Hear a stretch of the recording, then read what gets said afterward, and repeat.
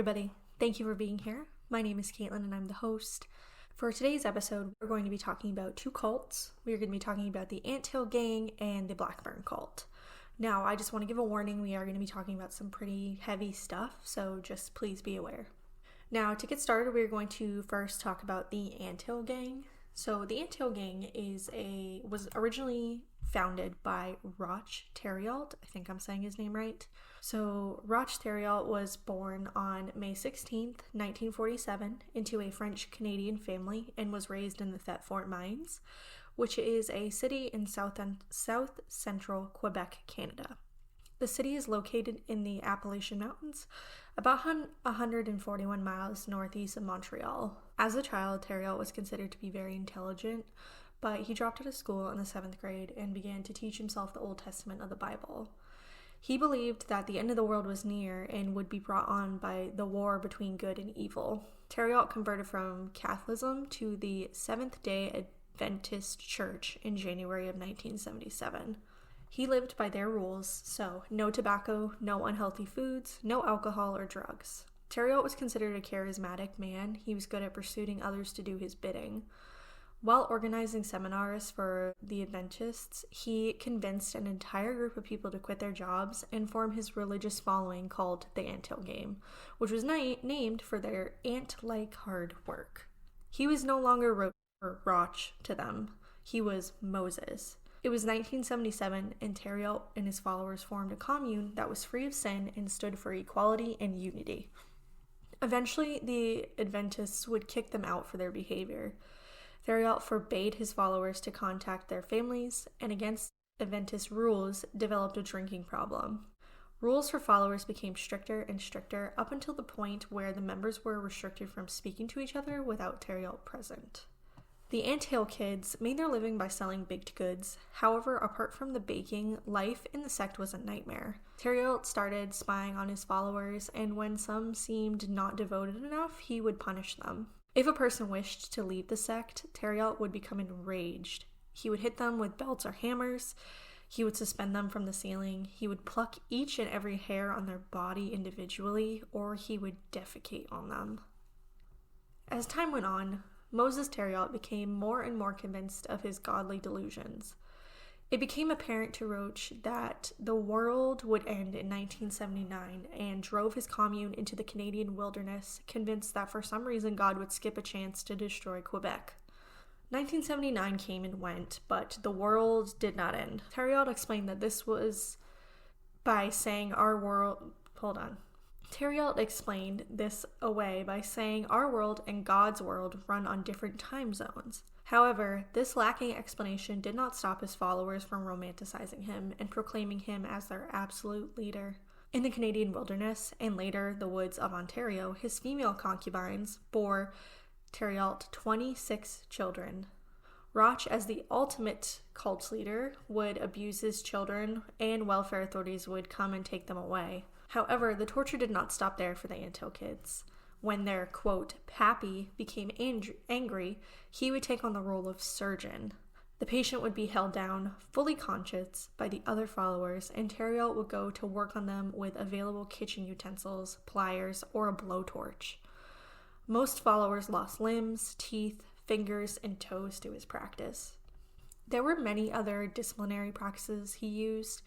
He forced commune members to break their own legs with sledgehammers, to shoot each other in the shoulders, eating their own and others' feces, insects, and rats. He would nail children to a tree and force other children to throw rocks at them.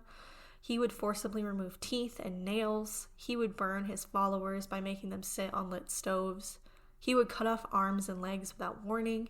He made them sit naked in the cold and would whip them and beat them. However, Thériault's residence came with one of his followers complaining of pain in the abdomen. Thériault forced her to undress, laid her on the kitchen table, punched her in the stomach, performed an enema by shoving a tube up her rectum, and filled her up with olive oil. Then he cut her stomach open, ripped out parts of her intestines with his bare hands, and he forced another member to stitch her up. Then he shoved a tube down her throat and made the other women blow into it. Unsurprisingly, the woman died the next day. Of course, Teriel, as a prophet, had the powers of resurrection. This resurrection consisted of drilling a hole in the dead woman's skull and having every male member ejaculate into it. The woman remained dead. This guy is fucked up. He was a fucked up human being. Other victims of Roch consisted of 2 of his own children, one of which he murdered during a failed circumcision, and the other died when Roch left him outside in the middle of a blizzard. It took the near-death experience of Gabriel LaValle to bring to light all these horrible crimes against humanity. I'm sorry, Gabrielle LaValle. She had endured blowtorches to her genitals, 8 of her teeth had been knocked out, and a hypodermic needle was breaking off in her spine. She had tried to escape, but could not live without the cult and went back. Roch took this as a reason to cut off one of her fingers, nail her to the table, and amputate her entire arm with a hunting knife. Of course, Gabrielle did not see this as enough reason to actually leave. It took Roch amputating parts of her breasts and smashing her head with an axe for her to actually flee and contact the authorities. In 1989, Theriot was arrested for assault after LaValle had fled the commune again and contacted authorities, effectively dissolving the Anthill Kids. Provincial authorities had held long suspicions about Theriot's cult due to the particularly primitive living conditions of his membership. But because the commune was officially registered as a church, officials were legally unable to investigate the adults and could not do much except ensure the welfare of the children. Theriot was found guilty of assault for the amputation of LaValle's arm and received a sentence of 12 years imprisonment. The vast majority of the cult's followers abandoned Theriot after his arrest, but during his imprisonment, he fathered another 4 children with the remaining female members during conjugal visits. LaValle's report allowed further investigation into Theriot's actions, exposing the wider abuses at the communes and Solange Boilard's murder. In 1993, Theriot pled guilty to second-degree murder for the death of Solange Boilard and was sentenced to life imprisonment. In 2000, Theriot was transferred to Dorchester Penitentiary, a medium security prison in Dorchester, New Brunswick. In 2002, Theriot was rejected for parole as he was considered too high risk to reoffend, and he never applied again. On February 26, 2011, at age 63, Theriot was found dead near his cell at Dorchester Penitentiary. His death is believed to be the result of an altercation with his cellmate, Matthew Gerard MacDonald, a 60-year-old convicted murderer who was charged with the killing.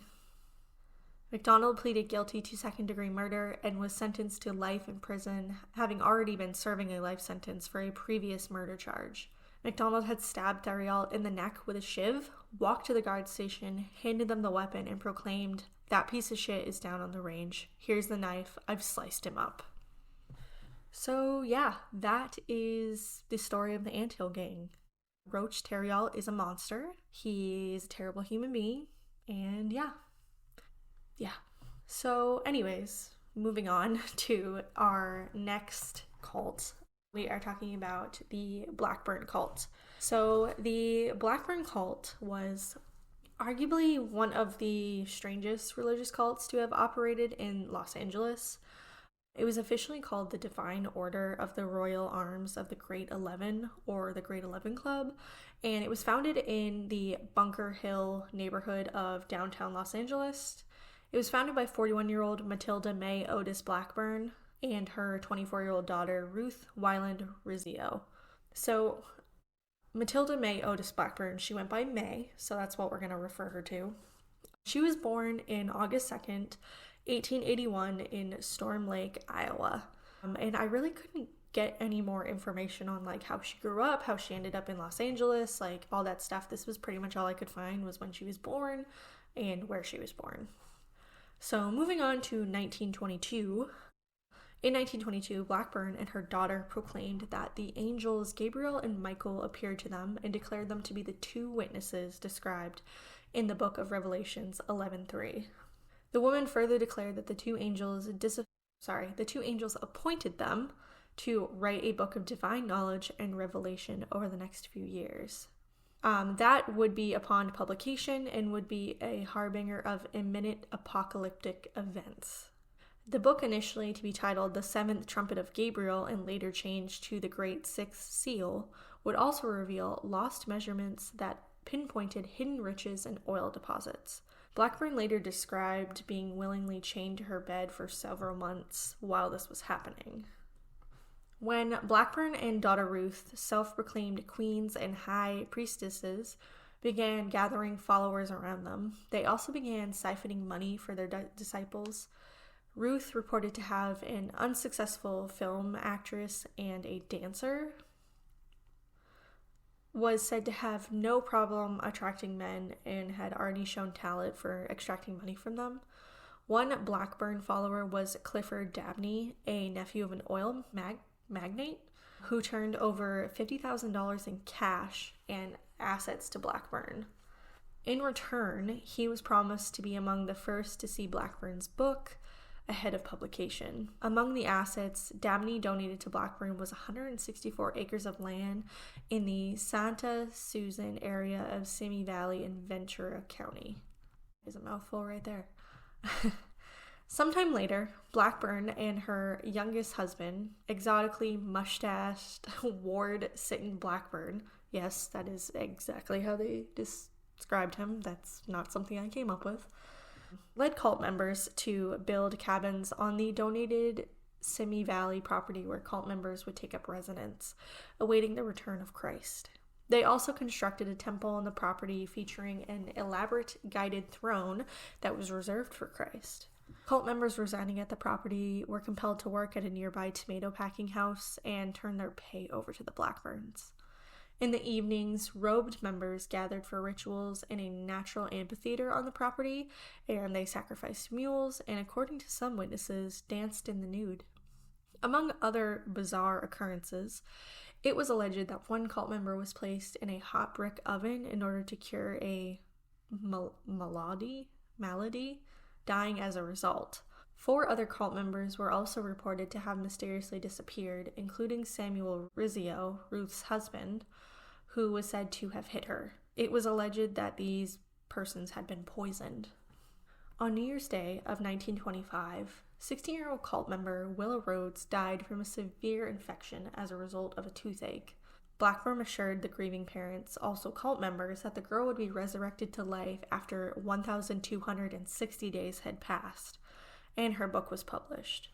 All they had to do was preserve her body for the event. The deceased girl's body was immediately placed in a bathtub to be preserved with ice, spices, and salt. 14 months later, when the girl's parents moved back to Los Angeles into a home in Venice, they brought Willa's preserved body with them and placed it in a metal coffin below the floor of their house. Adjacent to her coffin was placed another coffin containing the sacrificed bodies of 7 puppies and said to represent the 7 tones of the angel Gabriel's trumpet. Messed up. By 1929, Dabney and some other Blackburn followers lost patience for the completion of Blackburn's book and her promised apocalyptic events. They filed charges of fraud and theft against Blackburn for as much as $200,000. As allegations also emerged of unreported deaths and disappearances, police expanded their interest, leading to the discovery of the mummified body of Willa Rhodes beneath her parents' Venice home. It cannot be determined that Willa had died from any other natural causes. However, police were unable to uncover any viable evidence regarding the disappearances of the 4 missing cult members, including Ruth's husband. Prosecutors also could not substantiate the allegations of a cult member's death from being baked in an oven.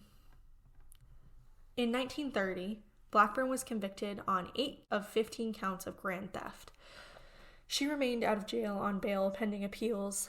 In 1931, the California Supreme Court threw out her conviction, ruling that evidence used in her conviction, although clearly demonstrating unconventional and even possibly offensive religious practice, failed to establish that she did not sincerely believe in her pronouncements and promises, and that she did not take money from followers in good faith.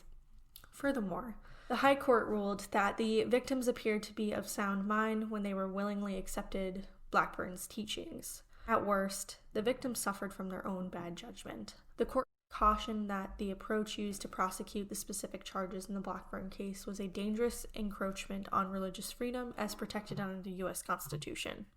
As a result, Blackburn was exonerated, but the publicity and scandal around her case decimated her following. In 1936, she finally published a book titled The Origin of God. She died in Los Angeles in 1951. And yeah, that is the story of the Blackburn cult. Yeah, both really messed up. Both the Anthill Gang and the Blackburn cult. Both messed up. Roch Thériault is, like I said earlier, he's a monster. Terrible, terrible human being. Blackburn is not any better. So yeah, I hope you guys enjoyed today's episode. Thank you for being here, and I will see you guys next time. Thank you so much. Bye.